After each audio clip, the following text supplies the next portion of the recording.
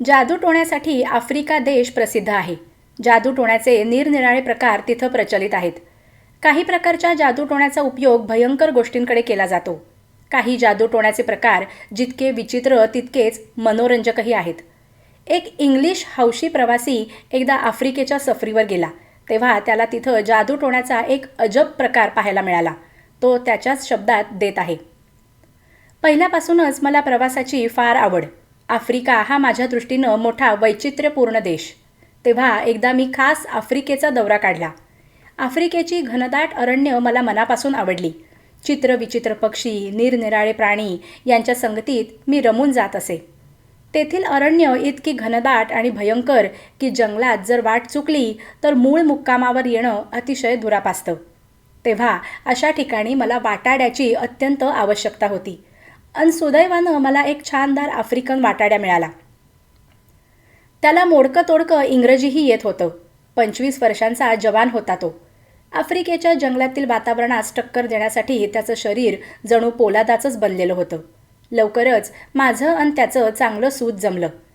सकाळी लवकर उठून आमचा नाश्ता उरकून आम्ही दोघं भटकंतीला निघायचो. माझा वाटाडा खूपच हुशार होता.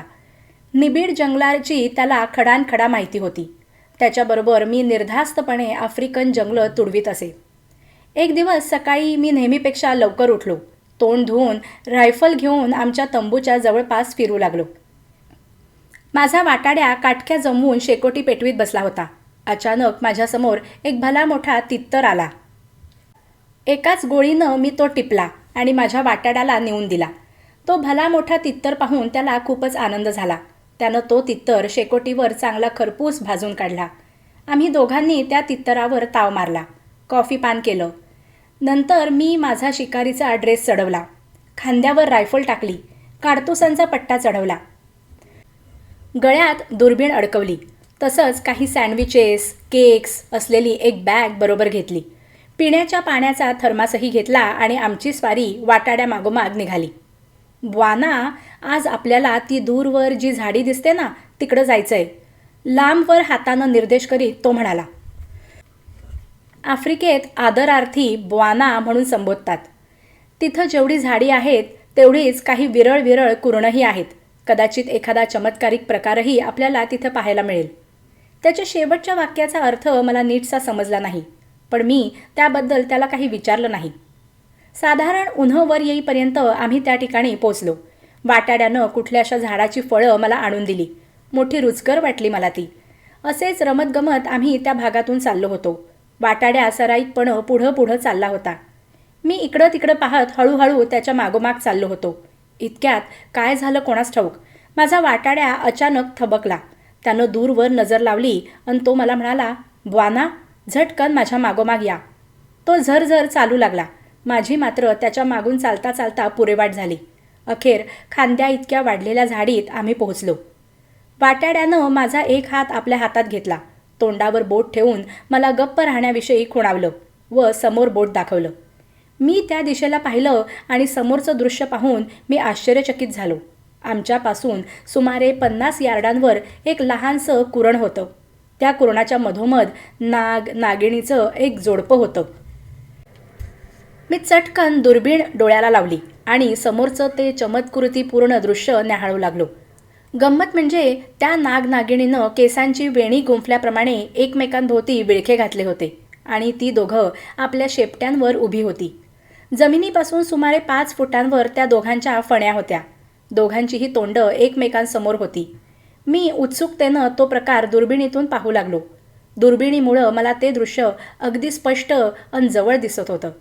त्या नागनागिणींचे फणे वेगानं वर्तुळाकार फिरत होते. त्यांचं ते चापल्य पाहून मी स्तिमित झालो. रंगानं पिवळी धमक अशी ती जोडी होती. माझा वाट्याड्याही अनिमिष नेत्रानं ते चमत्कारिक दृश्य पाहत होता. त्या नागनागिणींच्या फण्यांची वर्तुळाकार हालचाल इतकी जलद गतीनं होत होती की त्यावर नजर ठरत नव्हती. मध्येच क्षणभर त्यांच्या फण्यांचं ते वर्तुळाकार फिरणं थांबे, पण क्षणभरच. मग पुन्हा ती जोडी फिरायला लागे. असाच थोडा वेळ गेला. आम्ही दोघे ते दृश्य पाहण्यात गुंग झालो होतो. पुन्हा क्षणभर त्या दोघांच्या फण्यांची हालचाल थांबली. चित्रासारखी ती दोघं स्तब्ध झाली होती. तोच एक चमत्कार घडला. कुठून तरी सू सू करीत एक बाण आला आणि त्यानं त्या नागनागिणीच्या फण्यांचा अचूक वेध घेतला. तो बाण नागाच्या फण्यामागून घुसला आणि नागिणीच्या फण्याचा समोरून वेध घेऊन दुसरीकडून बाहेर पडला. सुईप्रमाणे दोघांचेही फणे जणू त्या बाणात ओवले गेले. बाण लागताच नाग-नागिणीची ती जोडी जमिनीवर कोसळली. त्या सरशी अकस्मात एक काळा कभिन्न आफ्रिकन माणूस बाजूच्या झाडीतून तीरासारखा त्या नाग-नागिणीजवळ पोहोचला. त्या माणसानं चित्रविचित्र पोशाख केला होता. त्यानं बाणासकट ते नाग-नागिणीचं मेलेलं जोडपं उचललं आणि आला तसाच तीरासारखा तो माणूस झाडाझुडपातून वाट काढीत अदृश्य झाला. अगदी निमिषार्धात हा सर्व प्रकार घडला. हा काय प्रकार आहे? मी माझ्या वाट्याड्याला विचारलं. तो जादू टोण्याचा एक प्रकार आहे ब्वाना, तो म्हणाला. म्हणजे? मला नीट सविस्तर सांग, मी त्याला म्हणालो. आणि मग तो मला त्या आश्चर्यकारक प्रकाराबद्दल सांगू लागला. त्याचं असं आहे ब्वाना, धनसंचय करण्याकडे त्या नागनागिणीच्या जोडीचा उपयोग केला जाईल. तो माणूस आता खूप श्रीमंत होईल. मघाशी आपण जे नागनागिणीचं जोडपं पाहिलं ना, त्यांचं प्रणयाधान चाललं होतं त्यावेळी. त्यांचे फणे किती वेगानं वर्तुळाकार फिरत होते ते तुम्ही पाहिलंत ना. अशा वेळी त्यांच्या जवळपास जाणं फार धोक्याचं असतं. जर का त्यांना कसलीही चाहूल लागली, त्यांच्या प्रणयाराधनात व्यत्यय आला तर ती दोघं भयंकर चिडतात आणि व्यत्यय आणणाऱ्या प्राण्यावर, माणसावर ती त्वेषानं हल्ला चढवतात. हे नाग भयंकर विषारी असतात. त्याकरताच मी मघाशी तुम्हाला गप्प राहण्याविषयी खुणावलं. ज्या माणसानं त्या जोडीला ठार केलं तो मंत्र तंत्र जाणणारा होता. अशी माणसं प्रणयाराधन करत असलेल्या नागनागिणीच्या जोडीच्या शोधात फिरत असतात. अशा नागनागिणीस ठार करणं अत्यंत धोक्याचं असतं. तरीही धनाच्या आशेनं ती माणसं अशा नागनागिणीस ठार करण्याचं अवघड काम करण्यास उद्युक्त होतात. हे लोक तिरंदाजीत भलतेच पटाईत असतात. वाटाड्या माहिती सांगत होता व मी उत्सुकतेने ती ऐकत ऐकत त्याच्या मागोमाग चाललो होतो. एक घनदाट वृक्ष आम्हाला समोर दिसला. आम्ही दोघंही त्या वृक्षाच्या सावलीत बसलो. मी माझ्या जवळच्या बॅगमधून सँडविचेस व केक्स काढले. आम्ही दोघांनी फराळास सुरुवात केली. खाता खाता तो मला पुढे सांगू लागला. एकाच तीरानं नागनागिणीच्या जोडीस ठार करायचं असतं. मात्र जर तिरंदाजाचा नेम चुकला तर त्याच्या जीवावरच बेततं. पिसाळलेली नागनागिणीची ती जोडी त्या माणसाचा पाठलाग करून त्याला दंश करते. त्यांच्या भयंकर विषाने काही क्षणातच तो माणूस मृत्युमुखी पडतो. म्हणूनच नेम धरताना त्या माणसास अत्यंत सावध असावं लागतं. अचूक वेध घ्यावा लागतो. मात्र जर तो आपल्या शरसंधानात यशस्वी झाला तर त्याचं नशीब उघडतं. ती मृत नागनागिणीची जोडी घेऊन तो आपल्या मुक्कामावर जातो. तिथं मग तो पुढल्या कामाला लागतो. प्रथम तो 2 तांब्याची नाणी घेतो. एक नाणं मृत नागाच्या तोंडात व दुसरं मृत नागिणीच्या तोंडात घालतो. नंतर काही मंत्रविधी करतो. मग एकाच चितेवर त्यांचं दहन करतो. दहनविधी पूर्ण झाल्यावर जी राख उरते तिच्यातून ती 2 तांब्याची नाणी तो काळजीपूर्वक काढून घेतो.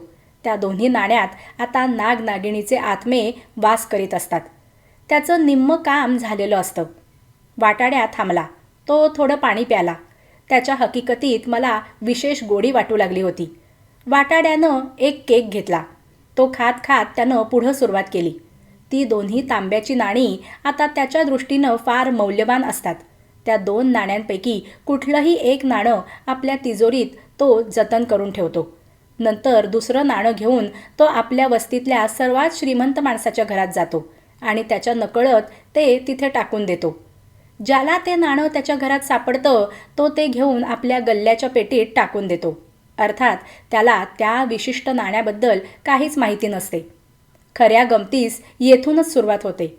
त्या विशिष्ट नाण्यातला आत्मा नागाचा किंवा नागिणीचा त्या दुसऱ्या विशिष्ट नाण्याकडे ओढ घेतो. ते नाणं अर्थातच त्या तिरंदाजाजवळ असतं.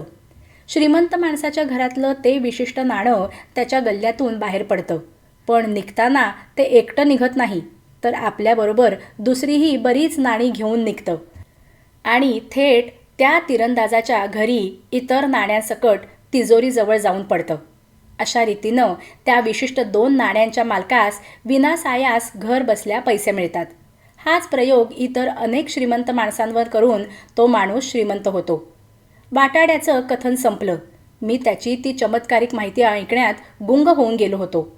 चला ब्वाना, आपल्याला अजून बरंच फिरायचंय. उठून उभा राहात वाटाड्या म्हणाला. मीही उठून त्याच्या मागोमाग निघालो. कदाचित एखादा चमत्कारिक प्रकारही आपल्याला तिथं पाहायला मिळेल असं आम्ही आमच्या मुक्कामावरून निघताना तो मला म्हणाला होता. त्या वाक्याचा खरा अर्थ मला आत्ता समजला होता. लवकरच भेटूया पुन्हा एकदा अशाच छानशा गोष्टीसह.